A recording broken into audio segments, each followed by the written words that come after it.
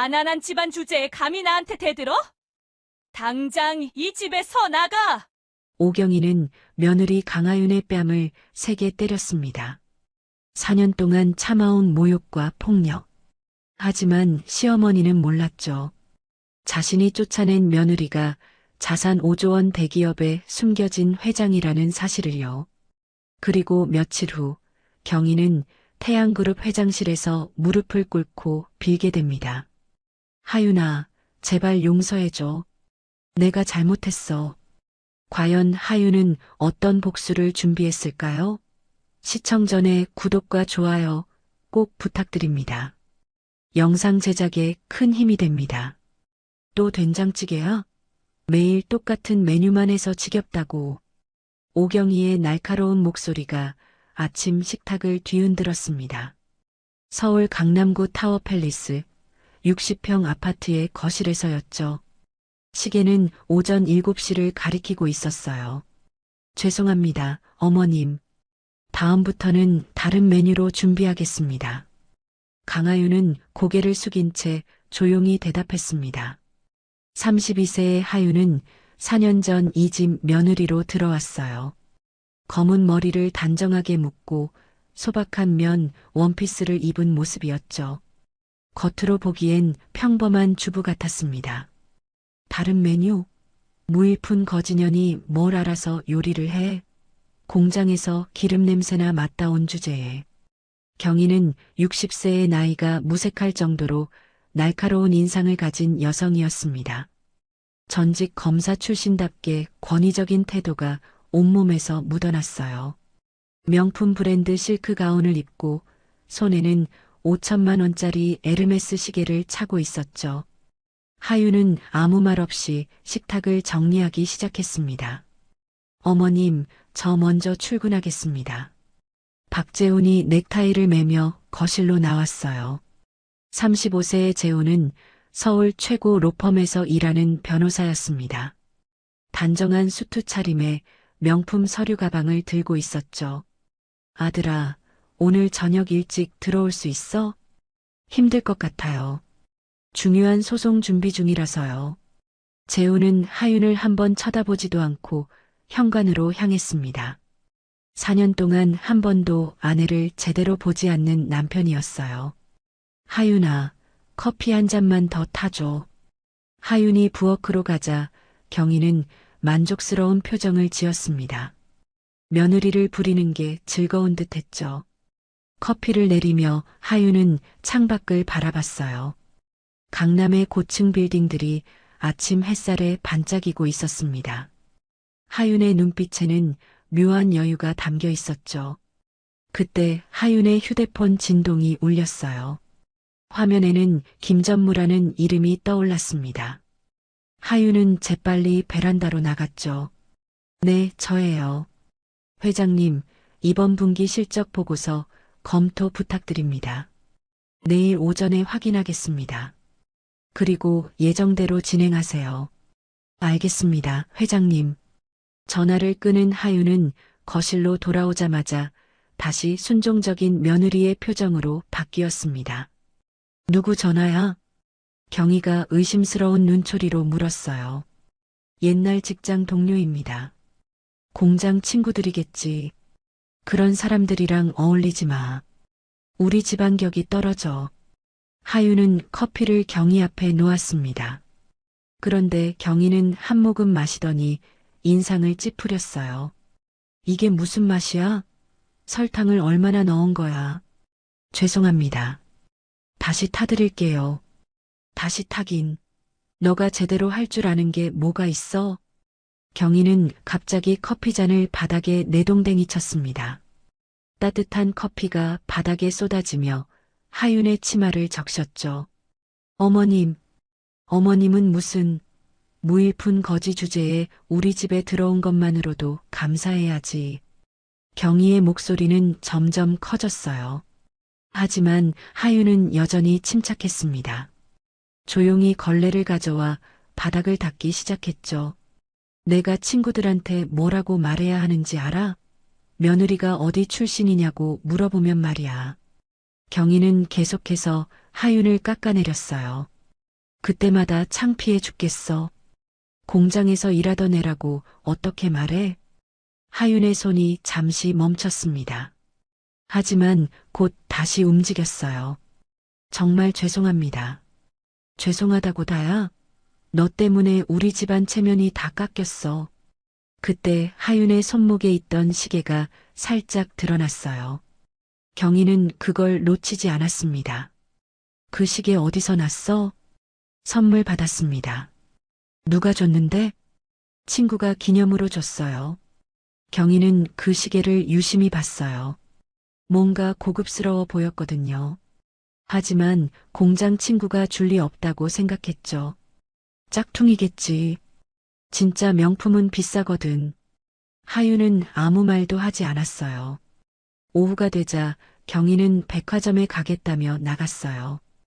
혼자 남은 하윤은 거실을 정리하기 시작했습니다. 청소를 하던 중 하윤의 휴대폰이 다시 울렸어요. 이번에는 비서실장이라는 이름이었죠. 네, 말씀하세요. 회장님, 내일 이사회 일정 확인 부탁드립니다. 알겠습니다. 자료는 미리 검토해 주세요. 네, 회장님. 그리고 박재훈 변호사 건은 어떻게 할까요? 하윤의 눈빛이 차갑게 변했습니다. 계획대로 진행하세요. 아직은 아무것도 모르게. 알겠습니다. 전화를 끊은 하윤은 창밖을 바라봤어요. 하윤의 얼굴에는 묘한 미소가 떠올랐습니다. 4년 동안 참고 견뎌온 시간들. 매일 아침 모욕을 듣고 무시당하고 때로는 물건이 날아오기도 했죠. 하지만 이제 곧 모든 게 끝날 거였어요. 하윤은 거울 앞에 섰습니다. 평범한 주부 같은 자신의 모습을 보며 생각했죠. 조금만 더 참자. 곧 다 끝나. 그날 저녁 재훈이 돌아왔어요. 밤 10시가 넘은 시각이었습니다. 여보, 저녁 드셨어요? 하윤이 물었지만 재훈은 대답도 없이 방으로 들어갔어요. 4년 동안 한 번도 제대로 된 대화를 나눈 적이 없었습니다. 하윤은 조용히 남은 설거지를 했어요. 그리고 작은 방으로 들어가 노트북을 켰습니다. 화면에는 태양그룹 경영 보고서라는 파일이 떠올랐죠. 하윤은 보고서를 꼼꼼히 검토하기 시작했어요. 숫자들을 분석하고 전략을 수정하고 지시사항을 정리했습니다. 평범한 며느리의 모습은 온데간데 없었죠. 새벽 2시가 되어서야 하윤은 노트북을 끄고 잠자리에 들었어요. 내일도 똑같은 하루가 반복될 거였습니다. 오늘 추석 연휴인데 친척 모임 있는 거 알지? 경희가 아침 식사 중에 말했습니다. 추석 명절이 다가오고 있었어요. 네, 알고 있습니다. 너도 따라와야 할 것 같긴 한데.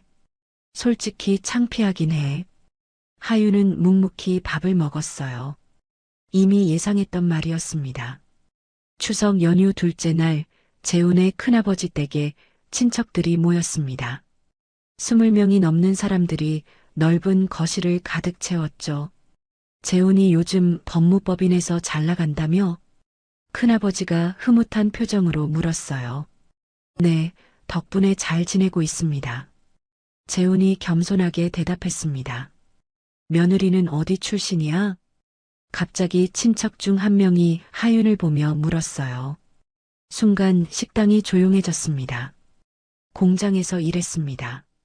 경희가 불편한 표정으로 대답했죠. 어떤 공장이요? 요즘 제조업도 괜찮다던데. 자동차 부품 만드는 작은 공장이었어요. 친척들 사이에서 미묘한 시선들이 오갔어요. 변호사 집안의 며느리가 공장 출신이라니 의외였던 거죠. 그래도 성실하게 일하신 거잖아요. 요즘 젊은 분들 대단해요. 한 친척이 호의적으로 말했습니다. 뭐가 대단해요? 그냥 먹고 살려고 한 거죠. 경희의 목소리에 날이 서 있었어요. 부모님은 뭐 하세요? 또 다른 친척이 물었습니다. 하윤의 얼굴이 순간 굳어졌어요. 아버지는 일찍 돌아가셨고 어머니 혼자 계십니다. 아이고, 그랬구나. 어려서 고생 많이 했겠네. 친척들의 동정 어린 시선이 하윤에게 쏟아졌습니다. 하지만 경희는 더욱 불편해했어요. 공장에서 일하다가 사고로 돌아가셨대요. 경희가 차갑게 말했습니다. 참 안 됐네요. 힘드셨겠어요. 힘들긴요. 그래서 더 문제예요. 제대로 된 교육을 못 받았으니까. 하윤의 손이 테이블 아래에서 주먹을 쥐었어요. 하지만 여전히 침착한 표정을 유지했습니다. 경희야, 그런 말은 좀. 큰아버지가 말리려 했지만 경희는 멈추지 않았어요. 왜요? 사실인데. 가진 것 하나 없는 집에서 굶어 죽은 여편네가 뭘 가르쳤겠어요? 그 순간 하윤이 젓가락을 내려놓았습니다. 모든 사람들이 하윤을 바라봤어요. 어머님, 하윤의 목소리는 처음으로 또렷했습니다. 왜? 내가 뭘 잘못 말했어? 선을 넘으셨습니다. 뭐, 지금 나한테 대들어? 경희의 얼굴이 붉어졌어요. 저를 무시하는 건 참을 수 있습니다. 하지만 돌아가신 제 어머니를 모독하시면 안 됩니다. 하윤의 목소리는 떨렸지만 확고했어요. 친척들은 놀란 표정으로 두 사람을 바라봤습니다. 뭐, 감히 내가 시집살이 편하게 해준 줄 알았더니 본색을 드러내는구나. 경희가 자리에서 벌떡 일어났어요. 하윤아, 진정해. 어머니도. 재훈이 말리려 했지만 경희는 이미 통제 불능이었습니다. 무일푼 거지년 주제에 감히 나한테 대들어? 경희는 하윤에게 다가갔어요. 그리고 갑자기 하윤의 뺨을 세게 때렸습니다. 짝! 찰진 소리가 식당에 울려 퍼졌어요. 친척들이 모두 숨을 죽였습니다. 어머니! 재훈이 놀라서 소리쳤지만 경희는 멈추지 않았어요. 당장 이 집에서 나가. 너 같은 거지는 우리 집안에 있을 자격도 없어. 하윤의 뺨은 빨갛게 부어올랐습니다. 하지만 하윤의 눈빛은 이상하게도 차분했어요. 오히려 이제 끝났다는 듯한 안도감마저 보였죠. 알겠습니다. 원하시는 대로 하겠습니다. 하윤은 천천히 일어났어요. 뺨을 만지지도 않고 눈물도 흘리지 않았습니다. 하윤아, 잠깐만. 재훈이 막으려 했지만 하윤은 고개를 저었어요. 됐습니다. 4년 동안 정말 고생 많으셨습니다. 하윤의 말에는 묘한 여유가 담겨 있었어요. 마치 모든 걸 알고 있다는 듯한 분위기였죠. 하윤은 가방을 집어들고 현관으로 향했습니다. 친척들은 어떻게 반응해야 할지 몰라 당황해했어요. 문을 나서기 전 하윤은 뒤를 돌아봤어요. 모두 즐거운 명절 보내세요. 그리고는 조용히 문을 닫았습니다. 밖으로 나온 하윤은 주차장으로 걸어갔어요. 하윤의 손이 가방 안으로 들어가 휴대폰을 꺼냈습니다. 김 전무님. 네, 회장님. 이제 시작하겠습니다. 모든 계획을 실행해 주세요. 알겠습니다. 바로 준비하겠습니다. 그리고 박재훈 변호사 관련 자료도 모두 공개하세요. 네, 회장님. 오늘 밤부터 시작하겠습니다. 전화를 끄는 하윤은 깊은 숨을 들이켰어요. 4년 동안 참아온 모든 것들이 이제 폭발할 시간이었습니다. 하윤은 대기하고 있던 검은색 고급 세단으로 걸어갔어요. 운전기사가 정중하게 문을 열어줬습니다. 회장님, 어디로 모실까요? 본사로 가주세요. 할 일이 많습니다. 차가 출발하자 하윤은 창밖을 바라봤어요. 하윤의 뺨에는 여전히 붉은 자국이 남아 있었지만 하윤의 표정은 오히려 평온했습니다. 4년 동안의 계획이 드디어 시작되는 순간이었어요. 그날 밤 경희의 집에서는 심각한 분위기가 흘렀습니다. 어머니, 너무 심하신 거 아니에요? 재훈이 조심스럽게 말했어요. 심하긴 뭐가 심해? 거지년이 감히 나한테 대들었잖아. 그래도 뺨을 때리시면. 뭐, 네가 지금 아내 편을 들어? 경희의 목소리는 여전히 날카로웠습니다. 그게 아니라 재훈의 휴대폰이 갑자기 울렸어요. 화면에는 로펌 대표의 이름이 떠 있었습니다. 네, 대표님. 재훈 변호사, 지금 당장 사무실로 나올 수 있어요? 지금요? 무슨 일이신데요? 급한 일이에요. 최대한 빨리 와주세요. 전화가 끊어진 후 재훈은 불안한 표정을 지었어요. 어머니, 저 급히 사무실에 가봐야 할 것 같아요. 이 밤에 무슨 일이야? 잘 모르겠어요. 대표님이 급하게 오라고. 재훈은 서둘러 나갔습니다. 경희는 혼자 남아 소파에 앉았어요. 그날 밤 태양그룹 본사 50층 회장실에서는 하윤이 여러 서류를 검토하고 있었습니다. 회장님, 모든 준비 완료됐습니다. 김 전무가 보고했어요.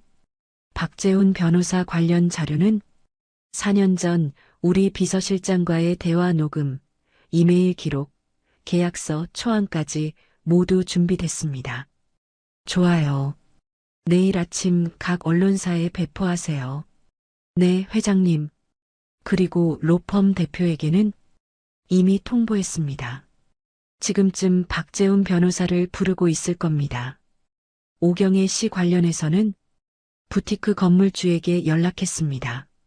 내일부터 임대료 3배 인상 통보가 들어갈 겁니다. 완벽하네요. 회장님, 이렇게 하시는 게 맞을까요? 김 전무가 조심스럽게 물었습니다. 4년 동안 매일 모욕당하고 무시당하고 오늘은 뺨까지 맞았어요.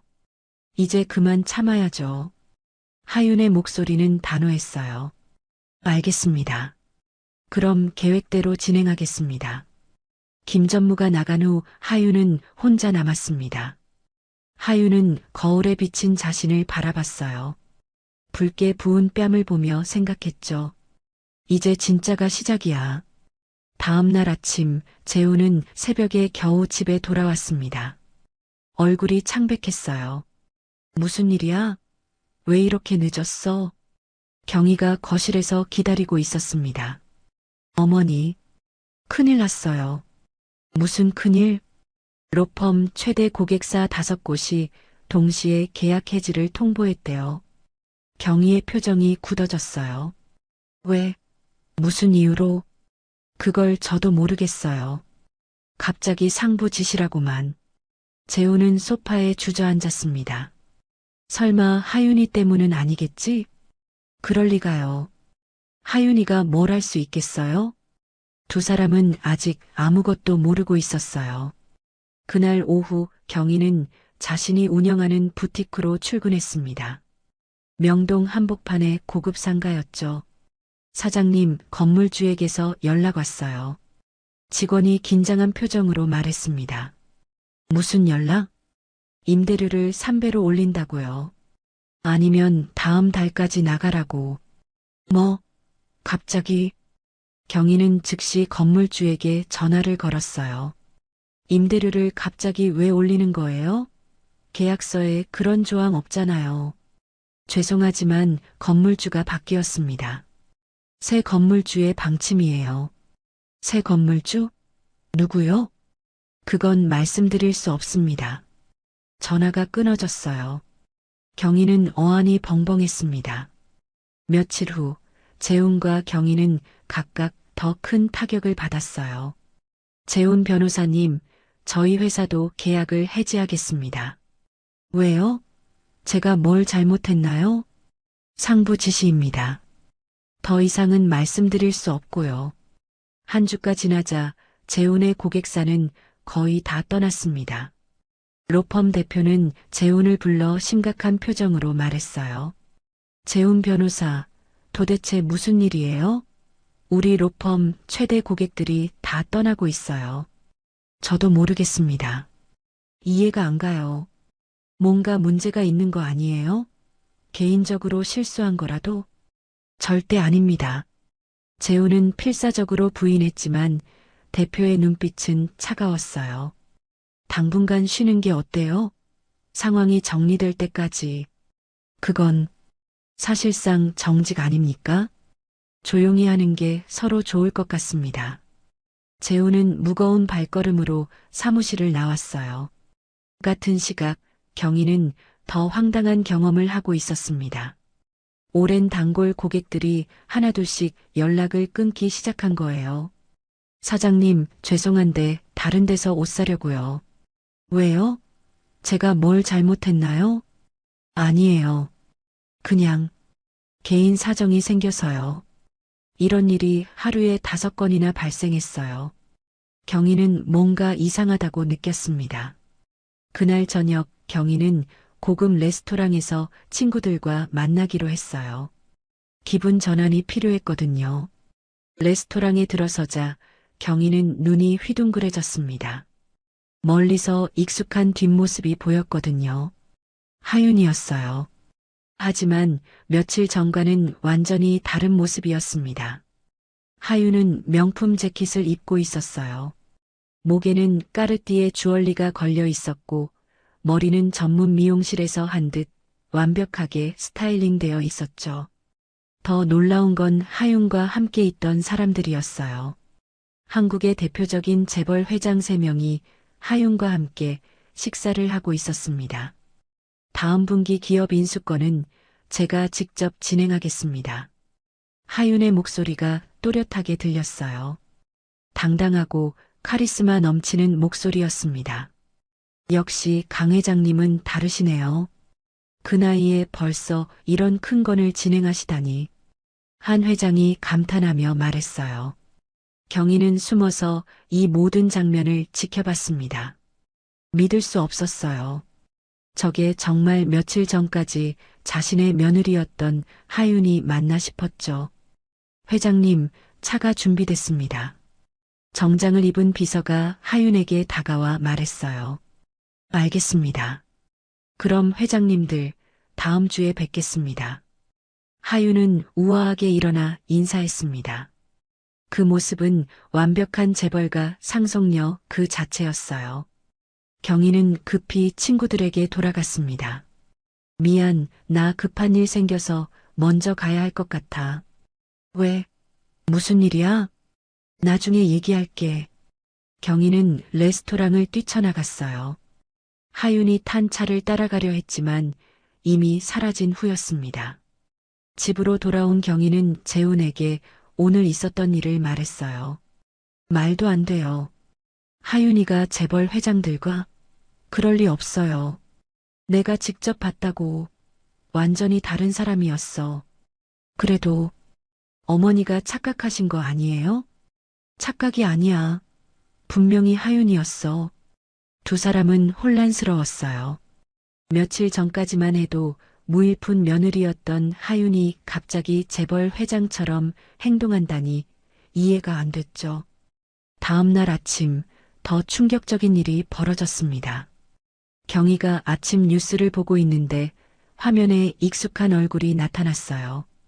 태양그룹이 오늘 신임 회장 취임식을 개최합니다. 고 강태양 회장의 손녀인 강하윤 씨가 3대 회장으로 경희는 리모컨을 떨어뜨렸습니다. 화면에는 하윤이 당당하게 연단에 서 있었어요. 검은색 정장을 완벽하게 차려입고 수백 명의 임직원 앞에서 취임사를 하고 있었죠. 어머니, 저것 좀 보세요. 재훈이 거실로 뛰어왔어요. 저게 하윤이야? 네. 분명히 하윤이에요. 두 사람은 멍하니 TV를 바라봤습니다. 저는 지난 4년간 고 강태양 회장의 유언에 따라 진짜 세상을 배우는 시간을 가졌습니다. 하윤의 목소리가 회의장에 울려 퍼졌어요. 일반인으로 살면서 사회의 다양한 모습을 경험했고 많은 것을 배웠습니다. 경희의 얼굴이 새하얘졌어요. 특히 사람을 어떻게 대해야 하는지, 진정한 존중이 무엇인지 배웠습니다. 하윤의 말 한마디 한마디가 경희의 가슴에 비수처럼 꽂혔습니다. 앞으로 태양그룹은 모든 사람을 존중하는 기업 문화를 만들어 가겠습니다. 출신이나 배경이 아닌 실력과 인격으로 평가받는 회사를 만들 것입니다. TV를 끈 후 거실은 무거운 침묵에 잠겼어요. 어머니, 우리 큰일 났어요. 재훈의 목소리가 떨렸습니다. 내가 태양그룹 회장을 무일푼 거지년이라고. 경희는 자신이 한 말들을 떠올렸어요. 매일 아침 모욕하고 무시하고 급기야 뺨까지 때렸던 일들이. 그리고 재훈은 또 다른 사실을 깨달았어요. 어머니, 로펌 고객들이 떠난 것도 부티크 임대료가 오른 것도 모두 하윤이 짓이라는 거지. 두 사람은 서로를 바라봤습니다. 이제 모든 게 명확해졌어요. 며칠 후 경희와 재훈의 집에 고급 초대장이 배달됐습니다. 태양그룹 신임 회장 취임식에 귀하를 초대합니다. 초대장을 본 두 사람은 당황했어요. 이거 우리를 초대한 거예요? 아마도 하윤이가 보낸 것 같은데. 가야 할까요? 안 가면 더 이상해 보일 것 같아. 가자. 취임식이 열리는 날 경희와 재훈은 최대한 격식을 갖춰 입었습니다. 하지만 두 사람 모두 불안한 표정이었어요. 태양그룹 본사는 강남 한복판의 50층 빌딩이었습니다. 입구부터 화려했어요. 수백 명의 재벌, 정치인, 유명 인사들이 모여 있었죠. 이름 확인 부탁드립니다. 안내 직원이 정중하게 물었어요. 박재훈, 오경희입니다. 아, 네. 3층 연회장으로 안내해 드리겠습니다. 연회장에 들어서자 화려한 샹들리에와 고급스러운 인테리어가 눈에 들어왔어요. 수백 명의 하객들이 샴페인을 들고 담소를 나누고 있었습니다. 저 사람 재벌 순위 10위 안에 드는 회장 아니에요? 맞아. 저기 유명한 정치인도 보이고. 경희와 재훈은 위축될 수밖에 없었어요. 이런 자리에 와본 적이 없었거든요. 잠시 후 조명이 어두워지며 무대에 스포트라이트가 켜졌습니다. 태양그룹 3대 회장 강하윤님을 모시겠습니다. 우레와 같은 박수가 터져나왔어요. 무대로 올라온 하윤은 완벽했습니다. 검은색 맞춤 정장에 진주 목걸이를 한 모습이 마치 여왕 같았어요. 경희는 숨이 막혔습니다. 저게 정말 며칠 전까지 자신의 며느리였던 하윤이 맞나 싶었죠. 여러분, 오늘 이 자리에 와주셔서 감사합니다. 하윤의 목소리는 당당했어요. 저는 태양그룹 창업주 강태양 회장의 유일한 손녀입니다. 회장의 손녀? 재훈은 믿을 수 없다는 표정을 지었어요. 할아버지께서는 4년 전 돌아가시기 전 저에게 특별한 임무를 주셨습니다.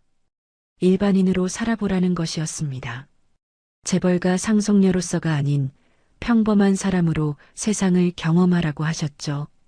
경희의 다리에 힘이 빠졌어요. 그래서 저는 공장에서 일했습니다. 결혼도 했고 며느리로도 살았습니다. 하윤의 시선이 경희와 재훈에게 향했어요. 4년 동안 정말 많은 걸 배웠습니다. 특히 사람을 출신으로 판단해서는 안 된다는 것을. 박수가 터져 나왔지만 경희와 재훈은 손도 들지 못했어요. 그런데 오늘 여기서 한 가지 더 밝히고 싶은 사실이 있습니다. 하윤이 손짓하자 대형 스크린이 켜졌습니다. 화면에는 4년 전 한 카페의 CCTV 영상이 나왔어요. 재훈과 한 남성이 대화하는 장면이었습니다. 회장 따님과 결혼하시면 태양그룹 법률고문 자리를 보장해 드리겠습니다. 남성의 목소리가 회장에 울려 퍼졌어요. 정말입니까? 화면 속 재훈의 목소리였습니다. 네. 단 4년간은 비밀을 유지하셔야 합니다. 회장님 유언이시니까요. 알겠습니다. 그럼 언제 만나면 될까요? 재훈의 얼굴이 새하얘졌어요. 주변 사람들이 재훈을 쳐다보기 시작했습니다. 이 남성은 당시 태양그룹 비서실장이었습니다. 저는 이 사실을 알고 있었습니다. 하지만 할아버지의 유언을 따르기 위해 4년간 침묵했죠. 경희는 믿을 수 없다는 표정으로 재훈을 바라봤어요. 처음부터 계산이었어? 재훈은 아무 말도 할 수 없었습니다. 박재훈 변호사는 저를 사랑해서 결혼한 게 아니었습니다. 태양그룹과의 계약을 위해 접근한 거죠. 하객들 사이에서 웅성거림이 일어났어요. 4년 동안 저는 무일푼 거지년이라는 모욕을 들었습니다. 공장에서 기름 냄새나 맡던 애라는 말도 들었죠. 하윤의 목소리에 감정이 실렸어요. 심지어 돌아가신 제 어머니를 굶어 죽은 여편네라고 모독당하기도 했습니다. 경희는 고개를 들 수 없었어요. 그리고 며칠 전 뺨까지 맞았습니다. 하윤이 자신의 뺨을 가리켰어요. 아직도 희미한 자국이 남아 있었습니다. 이 모든 것을 4년 동안 참았습니다. 할아버지와의 약속 때문에. 하윤은 경희와 재훈을 똑바로 바라봤어요. 하지만 이제 4년이 끝났습니다. 더 이상 참을 필요가 없어졌죠. 회장은 숙연해졌습니다. 박재훈 변호사님, 오경희님, 나와주시겠습니까? 모든 시선이 두 사람에게 집중됐어요. 경희와 재훈은 어쩔 수 없이 일어났습니다. 앞으로 나오세요. 두 사람은 떨리는 다리로 무대로 올라갔어요. 수백 명의 시선이 따가웠습니다. 재훈 씨, 4년 전 그 대화 기억하시죠? 재훈은 고개를 숙였어요. 네. 저를 사랑했습니까? 아니면 계약을 원했습니까? 재훈은 대답할 수 없었습니다. 대답해 주세요. 여기 계신 모든 분들이 듣고 있습니다. 재훈은 한참을 망설이다 입을 열었어요. 처음에는 계약 때문이었습니다. 하객들 사이에서 탄식이 나왔어요. 그럼 4년 동안 저를 속인 거네요. 죄송합니다. 경희님은요? 하윤이 경희를 바라봤어요. 저를 무일푼 거지년이라고 부르셨죠? 제가 정말 무일푼이었나요? 경희는 온몸이 떨렸습니다. 제가 가난했다면 무시해도 괜찮았나요? 뺨을 때려도 괜찮았나요? 아니. 그럼 왜 그러셨습니까? 경희는 대답할 수 없었어요. 사람을 출신으로 판단하셨기 때문이죠. 공장 출신이라고 가난하다고 무시하신 겁니다. 하윤의 말 한마디 한마디가 경희의 가슴에 박혔어요. 만약 제가 처음부터 태양그룹 회장이라고 말했다면 어떻게 하셨을까요? 경희는 고개를 들지 못했습니다. 아마도 최고의 대접을 해주셨겠죠. 하지만 가난한 며느리에게는 모욕과 폭력을 주셨습니다. 하윤은 경희에게 한 걸음 다가갔어요. 이게 바로 문제입니다. 사람의 가치는 돈이나 출신이 아닌데 말이죠. 회장은 조용했어요. 모두가 숨을 죽이고 이 장면을 지켜봤습니다. 박재훈 변호사님, 오경희님, 두 분과의 인연은 여기서 끝입니다. 하윤이 비서에게 손짓했어요. 비서가 서류를 가져왔습니다. 이혼 서류입니다. 위자료는 1원도 없습니다. 사기 결혼이었으니까요. 재훈은 서류를 보며 창백해졌어요. 그리고 경희님께는 하윤이 또 다른 서류를 꺼냈습니다. 부티크가 있는 건물, 제가 매입했습니다. 다음 달까지 나가주세요. 경희는 그 자리에 주저앉을 뻔했어요. 이게 복수냐고 물으신다면 아니라고 답하겠습니다. 하윤의 목소리는 차분했어요. 이건 단지 진실을 밝히는 것뿐입니다. 4년 동안 숨겨졌던 진실을요. 하객들이 박수를 쳤습니다. 경희와 재훈만 초라하게 무대에 서 있었어요. 두 분은 이제 내려가셔도 됩니다. 오늘 이후로는 남남으로 지내죠. 경희와 재훈은 비틀거리며 무대에서 내려왔습니다. 모든 사람들의 시선이 차가웠어요. 연회장을 나온 두 사람은 엘리베이터를 탔습니다. 문이 닫히자 경희가 재훈을 돌아봤어요. 처음부터 알고 있었다고? 재훈은 고개를 숙였어요. 어떻게 나한테 말 안 할 수가 있어? 말할 수 없었어요. 계약 조건이었으니까. 계약?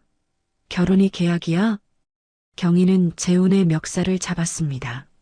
너 때문에 이렇게 망한 거야. 두 사람은 서로를 원망하며 집으로 돌아갔어요. 취임식 다음 날 아침, 경희는 잠을 설쳤어요.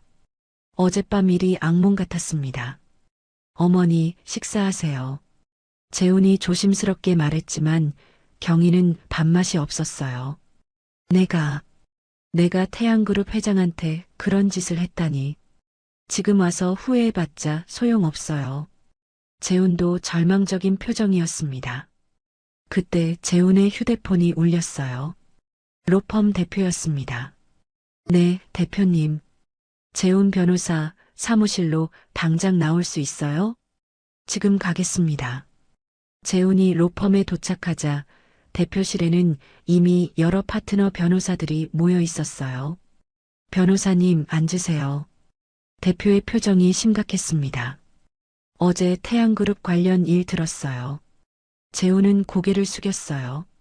4년 동안 우리를 속였군요. 회장 따님과 결혼했으면서 말이에요. 죄송합니다. 죄송하다고 해결될 문제가 아니에요. 당신 때문에 우리 로펌이 큰 피해를 봤어요. 대표가 서류를 내밀었습니다. 변호사 협회에서 윤리 위반 조사가 시작됐어요. 재훈의 얼굴이 창백해졌어요. 그리고 태양그룹뿐 아니라 다른 대기업들도 우리와의 거래를 재검토하고 있습니다. 대표의 목소리는 차가웠어요. 재훈 변호사, 사표 내세요. 그게 서로에게 좋을 겁니다. 대표님, 당장 오늘까지 개인 물품 정리하고 나가세요. 재훈은 10년 동안 다닌 로펌에서 쫓겨났습니다. 짐을 싸며 동료들의 차가운 시선을 느껴야 했죠. 같은 시각, 경희는 부티크로 출근했어요. 하지만 문 앞에 건물 관리인이 서 있었습니다. 사장님, 이거 받으세요. 뭔가요? 퇴거 통지서입니다. 이번 달 말까지 나가셔야 해요. 경희는 서류를 받아들었어요. 태양그룹 자산관리부라는 도장이 찍혀 있었습니다. 안에 들어가 보니 단골 고객들한테서 온 취소 문자가 수십 개였어요. 모두 같은 내용이었습니다. 죄송합니다. 앞으로는 다른 곳을 이용하겠습니다. 경희는 주저앉았어요. 20년 동안 운영한 부티크가 하루아침에 무너지고 있었습니다. 저녁에 재훈이 돌아왔을 때 두 사람은 서로 마주보며 한숨만 쉬었어요. 해고당했어요. 나도 가게 문 닫아야 할 것 같아. 침묵이 흘렀습니다. 어머니, 우리 하윤이한테 가서 빌어야 할 것 같아요. 빌어? 내가? 경희의 자존심이 상했어요. 다른 방법이 없어요. 이대로 가다간 정말 거지됩니다. 경희는 밤새 고민했어요. 하지만 다른 선택지가 없었습니다. 다음 날 아침 경희는 태양그룹 본사로 향했습니다. 초라한 차림이었어요. 명품 옷을 입을 기분도 아니었죠. 안녕하세요. 강하윤 회장님을 만나고 싶은데요. 안내 데스크 직원이 경희를 위아래로 훑어봤어요. 예약 있으신가요? 없는데. 정말 급한 일이에요. 죄송합니다. 예약 없이는 어려우세요. 제발이요. 시어머니인데. 아니, 전에 시어머니였는데. 직원의 표정이 미묘하게 변했어요. 어제 일을 알고 있는 눈치였습니다. 잠시만 기다려주세요. 직원이 어딘가에 전화를 걸었어요. 그리고 돌아와서 말했습니다. 회장님께서 로비에서 기다리라고 하셨습니다. 경희는 로비 의자에 앉았어요. 주변 사람들의 시선이 따가웠죠. 3시간째 되었을 때 엘리베이터에서 하윤이 내려왔어요. 완벽한 정장 차림에 여러 임원들을 거느린 모습이었습니다. 어머님, 여기서 뭐 하세요? 하윤의 목소리는 예전처럼 조용했지만 그 안에 담긴 권위는 달랐어요. 하윤아. 아니, 회장님. 경희는 일어서며 떨리는 목소리로 말했습니다. 잠깐 얘기 좀 할 수 있을까? 하윤은 주변을 둘러봤어요. 회장실로 올라오세요. 두 사람은 엘리베이터를 탔습니다. 50층까지 올라가는 동안 어색한 침묵만 흘렀어요. 회장실 문이 열리자 경희는 숨이 막혔어요. 거대한 사무실, 고급스러운 가구, 그리고 한눈에 내려다 보이는 서울 전경. 앉으세요. 하유는 책상 뒤에 앉았습니다. 경희는 반대편 의자에 조심스럽게 앉았어요. 무슨 말씀이세요? 하유나, 우리가 정말 잘못했어. 경희의 목소리가 떨렸어요. 잘못했다고요? 4년 동안 너한테 그렇게 대한 거 정말 미안해. 미안하다고 해서 모든 게 해결될까요? 하윤의 목소리는 차가웠습니다. 나도 알아. 하지만 제발. 재훈이도 일자리 잃었고 내 가게도 망했어. 그래서요? 경희는 하윤의 냉정한 반응에 당황했어요. 제발 용서해줘. 다시는 그런 일 없을 거야. 다시는 그런 일이 없다고요? 어머님은 지금도 저를 진심으로 며느리라고 생각하세요? 경희는 대답하지 못했어요. 아니면 태양그룹 회장이라서 무서워서 그러는 거예요?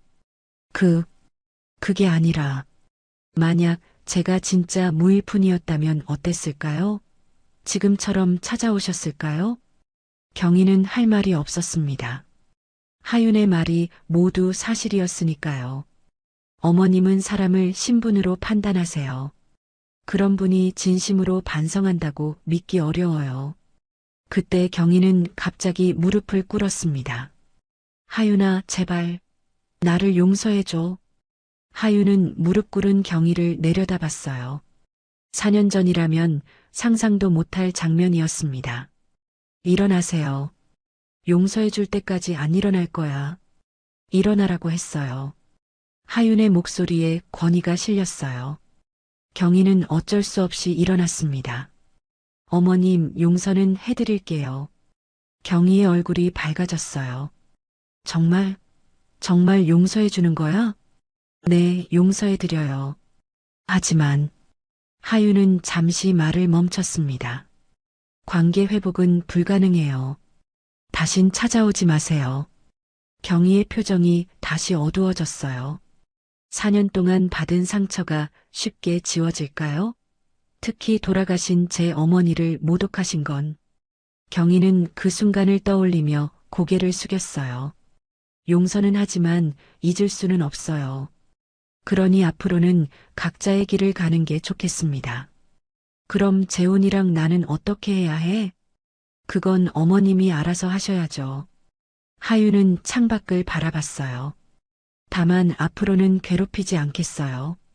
하지만 도움도 드리지 않을 겁니다. 경희는 이해했습니다. 최소한의 평화는 얻었지만 예전으로는 절대 돌아갈 수 없다는 거였죠.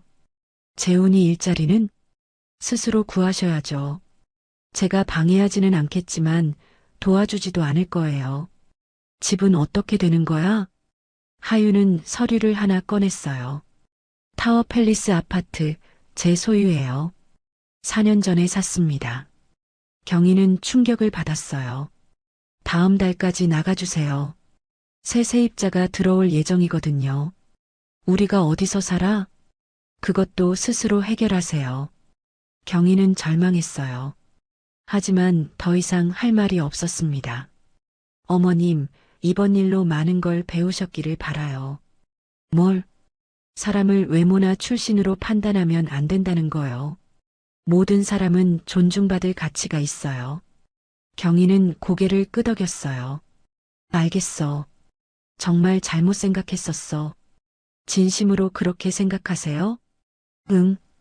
이번 일로 정말 많이 깨달았어. 하윤은 경희를 마지막으로 바라봤습니다.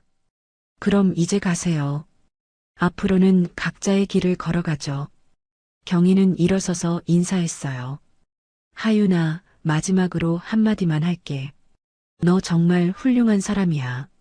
내가 널 제대로 못 봤었어. 하윤의 표정이 조금 부드러워졌어요. 감사해요. 어머님도 앞으로는 더 좋은 사람이 되시길 바라요. 경희가 사무실을 나갈 때 마지막으로 돌아봤습니다.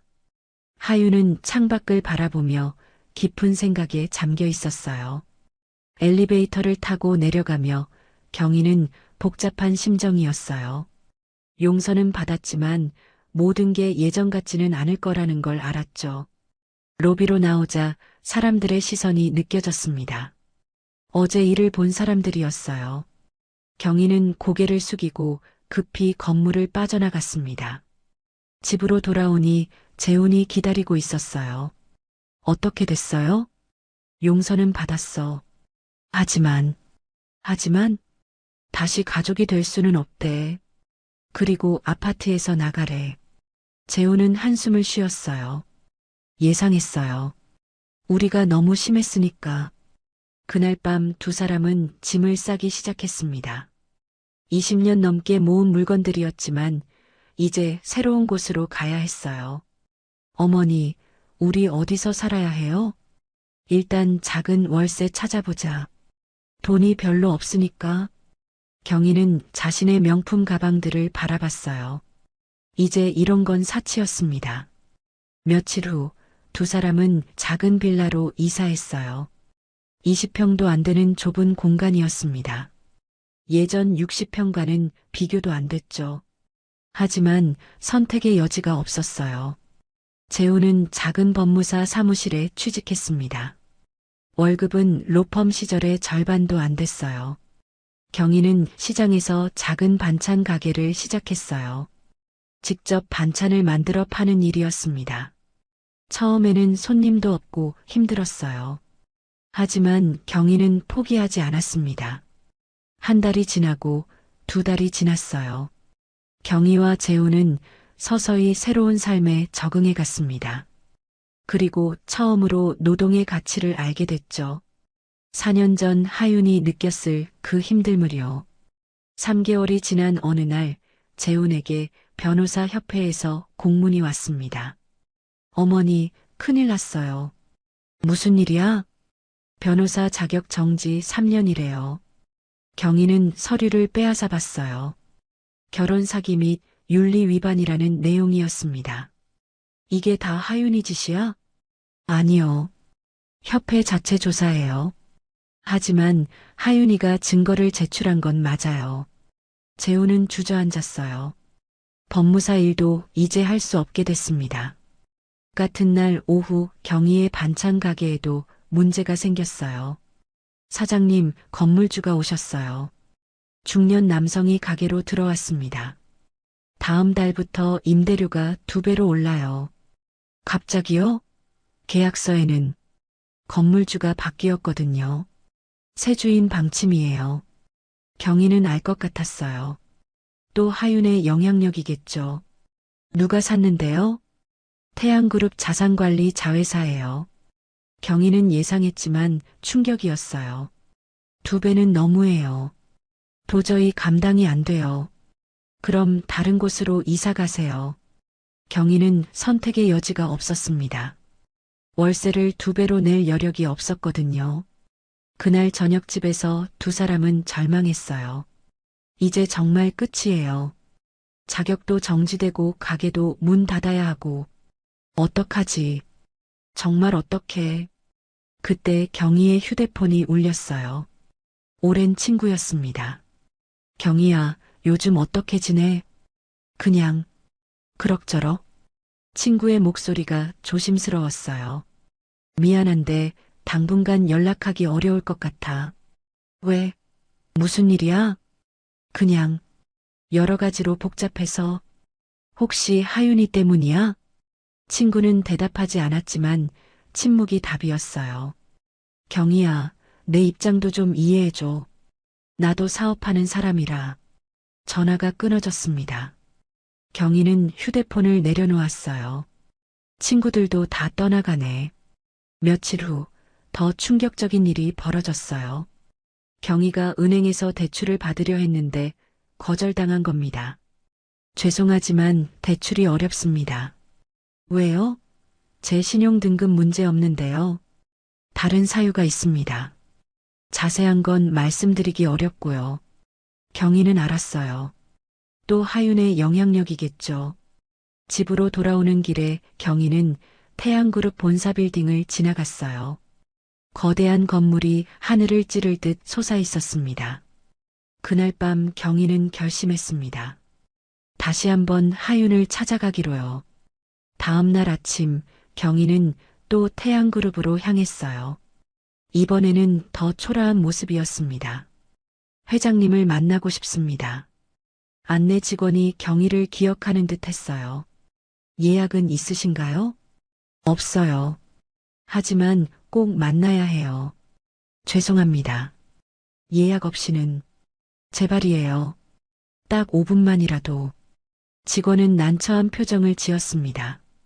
그때 마침 하윤이 로비로 내려왔어요. 어머님, 또 오셨네요. 하윤의 목소리는 피곤해 보였어요. 하윤아, 회장실로 올라오세요. 두 사람은 다시 50층으로 올라갔습니다. 또 무슨 일이세요? 하윤아, 제발 그만해줘. 뭐요? 너도 알잖아. 자격 정지, 가게 임대료, 은행 대출까지. 하윤은 의자에 앉았어요. 제가 한 게 아니에요. 거짓말 마. 다 내 짓이잖아. 변호사 자격 정지는 협회 결정이에요. 건물은 제 회사가 정상적으로 매입한 거고요. 하윤의 목소리는 담담했습니다. 하지만 내가 증거를 제출했잖아. 사실을 밝힌 것뿐이에요. 재훈 씨가 정말로 사기 결혼을 했으니까요. 경희는 할 말이 없었어요. 어머님, 이게 바로 현실이에요. 하윤은 창밖을 바라봤습니다. 저를 무일푼 거지년이라고 부르실 때는 언제고, 이제 와서 불쌍하다고 봐달라고요? 경희는 고개를 숙였어요. 내가 했던 말들 다 취소할게. 내가 회장이라는 걸 알았으면 절대 그러지 않았어. 하윤은 경희를 똑바로 바라봤어요. 그게 문제예요, 어머님. 뭐가? 제가 가난했을 때도 존중받아야 할 인간이었는데 회장이어서 존중받는 게 아니라요. 경희는 그제야 깨달았습니다. 자신의 문제가 무엇이었는지를요. 어머님은 아직도 모르시는 것 같네요. 사람의 가치는 돈이나 지위가 아니에요. 하윤은 비서를 불렀어요. 이분, 앞으로 출입 금지입니다. 네, 회장님. 경희는 깜짝 놀랐어요. 하윤아, 그건. 어머님 용서는 했어요. 하지만 더 이상 만나고 싶지 않아요. 제발. 4년 동안 저를 대하신 것처럼 이제 저도 어머님을 대할 거예요. 멀리서요. 경희는 눈물이 났어요. 하지만 하윤의 표정은 흔들리지 않았습니다. 나가주세요. 일하셔야죠. 경희는 비틀거리며 회장실을 나왔어요. 엘리베이터를 타고 내려오며 눈물을 흘렸습니다. 로비로 나오자 경비원이 경희를 기억하는 듯 했어요. 앞으로 이 건물 출입이 금지되셨습니다. 경희는 더 이상 버틸 수 없었어요. 건물 밖으로 나와 주저앉았습니다. 지나가던 사람들이 경희를 쳐다봤지만 아무도 도와주지 않았어요. 한참을 울고 난 후 경희는 일어났습니다. 집으로 돌아가는 길, 경희는 처음으로 진심으로 반성했어요. 내가 정말 잘못했구나. 6개월이 흘렀습니다. 경희와 재훈의 삶은 완전히 달라져 있었어요. 두 사람은 이제 작은 빌라 월세방에서 살고 있었습니다. 재훈은 변호사 자격이 정지되어 작은 법무사 사무실에서 보조 업무를 하고 있었어요. 경희는 시장에서 반찬 가게를 다시 시작했어요. 임대료가 저렴한 구석진 자리였지만 포기하지 않았습니다. 어머니, 오늘 장사는 어땠어요?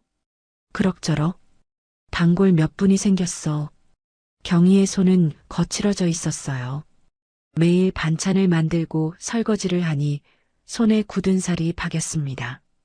힘들죠? 응. 근데 이제 알겠어. 하윤이가 왜 그랬는지. 재훈은 고개를 끄덕였어요. 노동이 얼마나 힘든지, 가난이 얼마나 서러운지.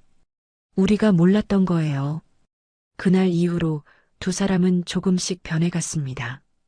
어느 날 경희는 시장에서 한 젊은 여성이 힘들어하는 걸 봤어요. 무거운 짐을 들고 있었습니다. 제가 도와드릴까요? 아, 괜찮아요. 예전에 경희였다면 관심도 안 가졌을 거예요. 하지만 지금은 달랐습니다. 경희는 짐을 함께 들어줬어요. 감사합니다. 정말 힘들었는데 천만에요. 저도 요즘 배우는 중이에요. 뭐요? 사람을 돕는다는 게 뭔지요? 젊은 여성은 미소를 지었어요. 그날 저녁 경희는 재훈에게 말했습니다. 오늘 누군가를 도와줬어. 기분이 이상하게 좋더라. 예전 같으면 상상도 못했을 일이죠. 응, 우리 정말 많이 변했어. 며칠 후 놀라운 일이 벌어졌어요. 경희가 시장에서 장사를 하고 있는데 익숙한 차가 멈춰 섰습니다. 고급 세단이었어요. 차에서 내린 사람은 하윤이었습니다. 경희는 깜짝 놀라 얼어붙었어요. 어서 오세요. 하윤은 조용히 경희의 가게로 다가왔어요. 반찬 좀 살게요. 경희는 떨리는 손으로 반찬을 담기 시작했습니다. 이거 얼마예요? 10,000원입니다. 하윤은 돈을 건네며 경희를 바라봤어요. 요즘 어떻게 지내세요? 그럭저럭. 살만해. 경희의 목소리가 떨렸습니다. 손이 많이 거칠어지셨네요. 응. 매일 반찬 만들다 보니. 하윤은 잠시 말이 없었어요. 하윤아. 네. 나. 이제 알았어. 사람을 돈으로 판단하면 안 되는 거. 진심이세요? 응. 6개월 동안 직접 겪어보니까 알겠더라. 내가 얼마나 힘들었을지. 경희의 눈에서 눈물이 흘렀습니다. 매일 무시당하고 모욕당하고 그게 얼마나 아픈지 이제야 알았어. 하윤은 경희의 손을 바라봤어요. 거칠고 주름진 손이었습니다. 하윤은 반찬을 들고 돌아섰습니다. 하윤아, 잠깐만. 어머님도 새로운 삶을 사세요. 더 나은 사람이 되시고요. 하윤은 차에 올라탔어요. 경희는 차가 사라질 때까지 지켜봤습니다. 그날 밤 경희는 재훈에게 오늘 있었던 일을 말했어요. 하윤이가 왔었어요. 반찬 사러. 정말요? 응. 그리고 용서는 했대. 하지만 가족은 안 된다고. 재훈은 고개를 끄덕였어요. 당연하죠. 우리가 너무 심했으니까. 그래. 근데 이상하게 마음이 편해지더라. 왜요? 적어도 진심으로 용서는 받은 것 같아서. 두 사람은 서로를 바라봤어요. 어머니, 우리 이제 진짜 열심히 살아요. 하윤이한테 보여주게. 응. 우리가 정말 변했다는 걸 보여주자. 그날부터 두 사람은 더욱 성실하게 살았습니다. 경희는 매일 새벽 4시에 일어나 반찬을 만들었어요. 정성스럽게 만든 반찬은 단골 손님들에게 좋은 반응을 얻었습니다. 재훈도 법무사 사무실에서 열심히 일했어요. 보조 업무지만 최선을 다했습니다. 3개월이 더 지났어요. 어느 날 경희의 가게에 젊은 며느리가 왔습니다. 시어머니에게 구박받는다며 눈물을 흘리고 있었어요. 사장님, 제가 뭘 잘못한 걸까요? 경희는 예전에 자신을 보는 것 같았어요. 아니, 예전에 하윤을 보는 것 같았습니다. 며느리분, 잘못한 거 없어요. 하지만 시어머니가 맨날 무시하세요. 가난하게 자랐다고. 경희는 며느리의 손을 잡았어요. 돈이나 출신이 중요한 게 아니에요.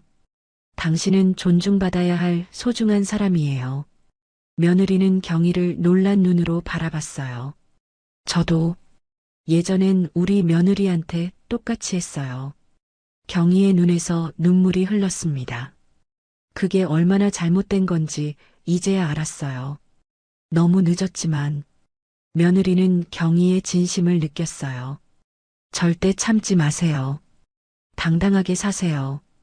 당신은 가치 있는 사람이니까. 며느리는 고맙다며 고개를 숙였습니다. 1년 후 태양그룹 본사 대회의실에서 기자회견이 열렸습니다. 수십 명의 기자들이 모인 가운데 하윤이 연단에 올랐어요. 오늘 가정폭력 피해자 자립지원재단 설립을 발표합니다. 이 재단은 가정폭력으로 고통받는 모든 분들을 돕습니다. 성별과 관계없이요. 기자 한 명이 손을 들었어요. 회장님, 특별한 계기가 있으신가요? 하윤은 잠시 숨을 고르고 말했습니다. 저도 4년 동안 시어머니에게 폭력을 당했습니다. 매일 모욕을 들었고 때로는 뺨을 맞기도 했어요. 기자들이 놀란 표정으로 메모를 했습니다. 하지만 참는 것이 미덕이 아니라는 걸 배웠습니다. 성별과 관계없이 모든 피해자가 보호받아야 해요. 모든 사람이 폭력으로부터 자유로워야 해요. 박수가 터져 나왔습니다. 법률 지원, 재정 지원, 심리 상담, 그리고 자립교육까지 모두 무료로 제공할 겁니다. 기자회견이 끝난 후 하윤은 회장실로 돌아왔어요. 비서실장이 보고했습니다.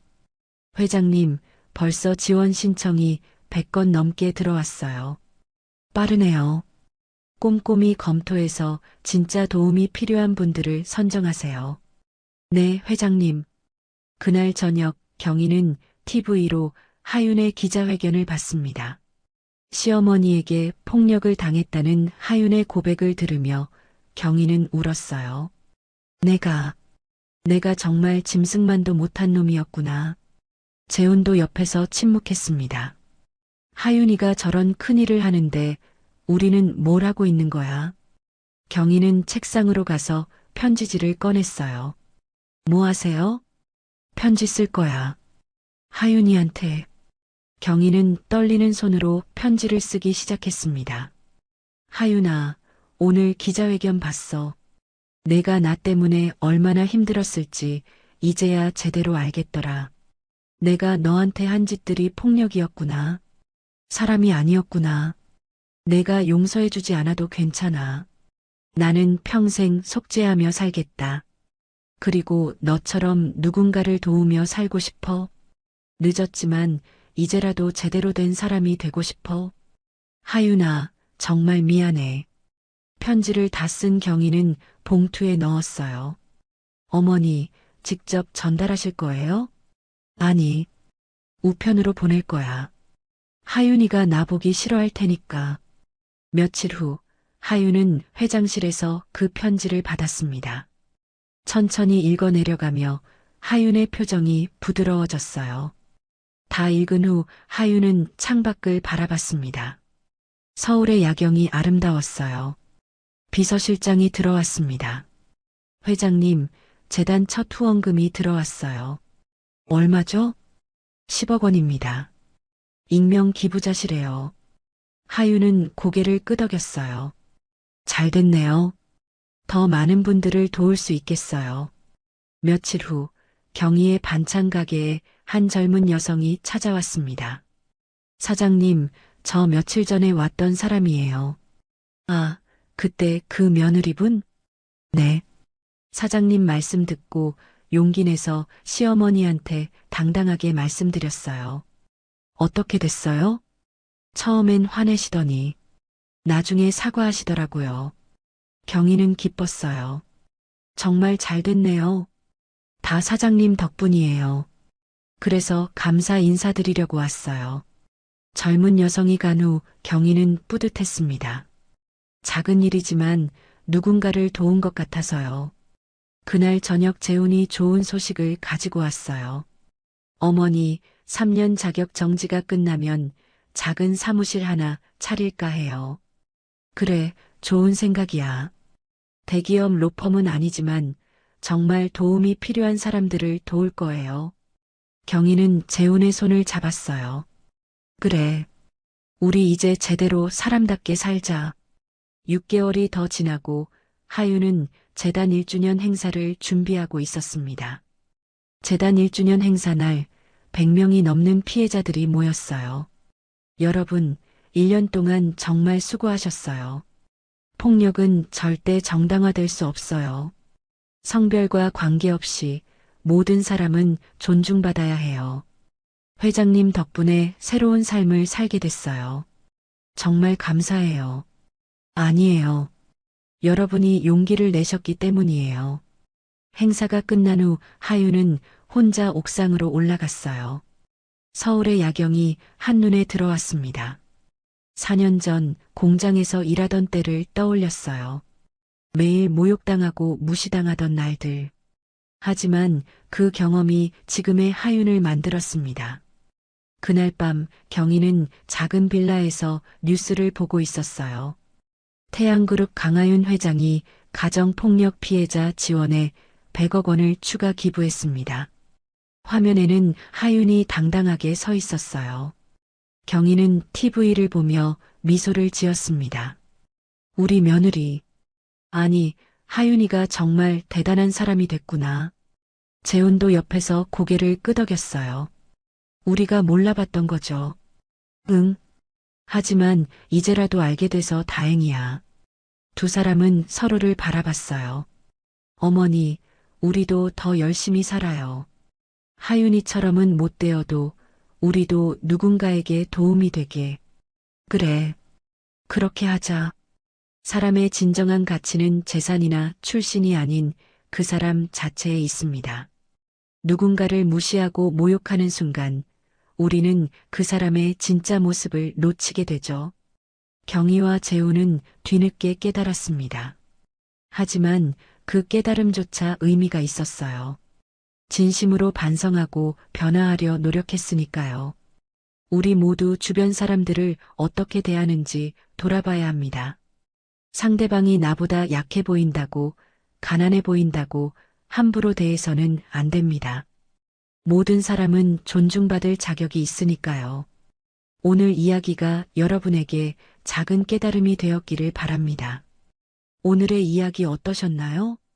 구독과 좋아요는 더 좋은 이야기를 만드는데 큰 힘이 됩니다. 시청해 주셔서 진심으로 감사드립니다.